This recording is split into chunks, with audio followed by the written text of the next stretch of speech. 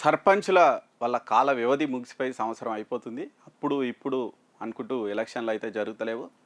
గతంలో లాస్ట్ ఎండాకాలం అయిపోతే ఎండాకాలం మళ్ళీ పార్లమెంట్ ఎలక్షన్లు అయిపోయాక దసరా తర్వాత, దీపావళి తర్వాత, సంక్రాంతి తర్వాత అన్నారు. సంక్రాంతి అయిపోయింది, మళ్ళీ ఉగాది వస్తుంది. కానీ ఇప్పటివరకు ఎలక్షన్లు అయితే జరగట్లేవు. మొన్నటి వరకు కూడా మనం చెప్పుకున్నాం ఇక ఈ మంత్ వస్తుందేమో నోటిఫికేషన్ అని, కానీ ఇప్పుడు ఆ సూచనలు కూడా ఆవిరైపోయినాయి. మళ్ళీ ఈ కులగణన నెక్స్ట్ మంత్లో ఎగ్జామ్స్ ఇవన్నీ సీజన్ నేపథ్యంలో ఇప్పట్లో ఎలక్షన్లు అయితే జరిగేటట్టు అయితే లేవు.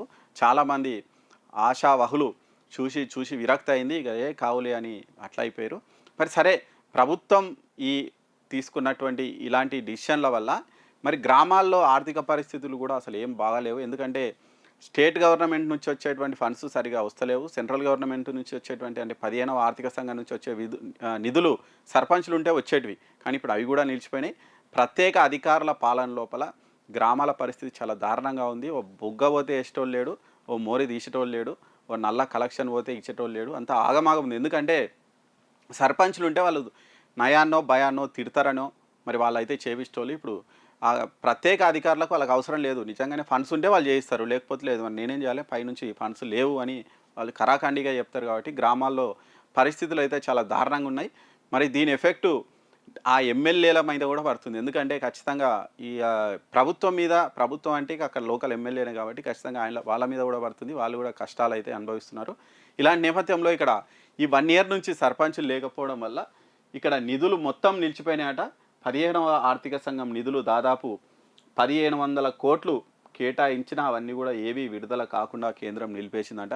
బికాజ్ ఆఫ్ ఎందుకంటే సర్పంచ్ ఎలక్షన్లు కాకపోవడం, కొత్త సర్పంచులు రాకపోవడం వల్ల ఈ ఎలక్షన్లు రాక, నిధులు రాక గ్రామాల పరిస్థితి మాత్రం దారుణంగా అయితే అవుతుందట. రాష్ట్రంలో పంచాయతీల పాలక మండళ్ల గడువు ముగిసిపోయి ఏడాది అయిపోయింది. అయినప్పటికీ ఎన్నికలు ఎప్పుడు జరుగుతాయో ఎవరు చెప్పలేకపోతున్నారు. నిజంగా పరిస్థితులు కూడా అట్లే ఉన్నాయి. మరి నేపథ్యంలో 15వ ఆర్థిక సంఘం నుంచి ఈ ఆర్థిక సంవత్సరం 1500 కోట్లు రావాల్సి ఉండే, అందులో ఒక్క రూపాయి కూడా మనకైతే రాలేదట.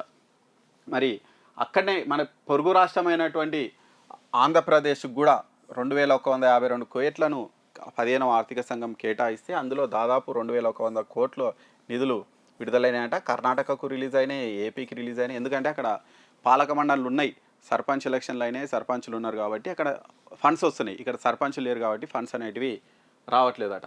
మరి ఈ నేపథ్యంలోనే ఈ ఏడాది ఈ మార్చి 10వ తేదీ వరకు స్థానిక సంస్థల ఎన్నికలు నిర్వహిస్తే ఈ ఆర్థిక సంఘం నిధులు అన్నీ కూడా వచ్చే అవకాశం లేదు. కానీ ఈ పరిస్థితుల్లో ఎలక్షన్లు అయ్యేటువంటి అవకాశాలు లేవు కాబట్టి ఇక మరి ఈ ఆర్థిక సంవత్సరం కేటాయించినటువంటి నిధులన్నీ కూడా నిలిచిపోయే అవకాశం అయితే ఉంది. అంటే ఈ 1500 కోట్లు ఇక మళ్ళీ సెంట్రల్కి వెళ్ళిపోతాయి. వాళ్ళు ఇష్టం ఉంటే ఇస్తారు, లేకుంటే లేదు. అంటే మళ్ళీ సర్పంచులు వచ్చిన తర్వాత కూడా ఇవ్వాలన్నా ఇవ్వద్దా అనేది వాళ్ళ విచక్షణ. ఓకే, ఇవ్వాలనుకుంటే ఇవ్వచ్చు, లేదు అక్కడ వేరే వాళ్ళ యాంటీ గవర్నమెంటే ఉంది మాకు ఎందుకు అనుకుంటే ఇవ్వకుండా కూడా వచ్చు. అది అంటే ఇప్పటి వరకు ఇదంతా మన చేతుల్లో ఉంది. వన్స్ ఈ మార్చి 10వ తారీఖు వరకు కనుక ఎలక్షన్లు కాకపోతే ఈ ఫండ్స్ అన్నీ కూడా సెంట్రల్ గవర్నమెంట్ అకౌంట్లోకి పోతాయి కాబట్టి వాళ్ళు ఇష్టం ఉంటే ఇస్తారు, లేకుంటే లేదు. కాబట్టి ఇక మళ్ళీ పోయి అడుక్కోవాలి. ఇక మళ్ళీ ఇవ్వండి, కొంచెం లేట్ అయింది, మా గ్రామాల ఆర్థిక పరిస్థితి బాగాలేదని. కానీ ఇక్కడ ఉన్నటువంటిది కాంగ్రెస్ గవర్నమెంట్, అక్కడ బీజేపీ కాబట్టి వాళ్ళు ఎందుకు ఇస్తారు? ఇస్తే నీకు పేరు వస్తుంది, నాకెందుకని వాళ్ళు కూడా ఇవ్వకుండా పోవచ్చు. కాబట్టి ఇక్కడ అడుక్కునే బాధ లేకుండా ఎలక్షన్లు అయితే సచ్చినట్టు ఇచ్చేటోళ్ళు వాళ్ళు, ఇక వాళ్ళకి ఆప్షన్ లేకుండే. కానీ ఇక్కడ మనకు ఎలక్షన్లు కాకపోవడం వల్ల ఆ ఫండ్స్ అన్నీ కూడా నిలిచిపోయే అవకాశాలు అయితే కనిపిస్తున్నాయట. మరి నిధుల విడుదలలో నిక్కచ్చిగా ఉందంట కేంద్రము. మరి గత ఆర్థిక సంవత్సరం వరకు ఇప్పటివరకు ఇక్కడ చూడవచ్చు, ప్రతి ఇయరు మనకు 2020-21 నుంచి 15వ ఆర్థిక సంఘం నుంచి ప్రతి ఇయర్ ఎంత కేటాయించింది, ఎంత ఇచ్చారని. ఇక 2020-21లో 1847 కోట్లు కేటాయిస్తే మొత్తం రిలీజ్ అయినాయి. సేమ్ నెక్స్ట్ ఇయర్ కూడా 1365 కోట్లకు మొత్తం వచ్చేసినాయి. ఆ తర్వాత కూడా 1415 కోట్లకు మొత్తం వచ్చినాయి.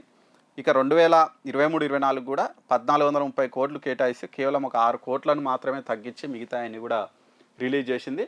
ఈ మొత్తం ఈ 2026 నుంచి 26 వరకు మొత్తం దేశంలో పంచాయతీల మౌలిక వస్తువులు అభివృద్ధి కోసం 2,36,000 కోట్లను కేటాయిస్తే తెలంగాణకు 7,565 కోట్లు రావాల్సిందట. మరి అందులో ఇప్పటివరకు ఇచ్చిర్రు. ఈ ఆర్థిక సంవత్సరం ఇంత ఇవ్వాల్సి ఉండే, అవి అయితే ప్రస్తుతానికి నిలిచిపోయినాయి.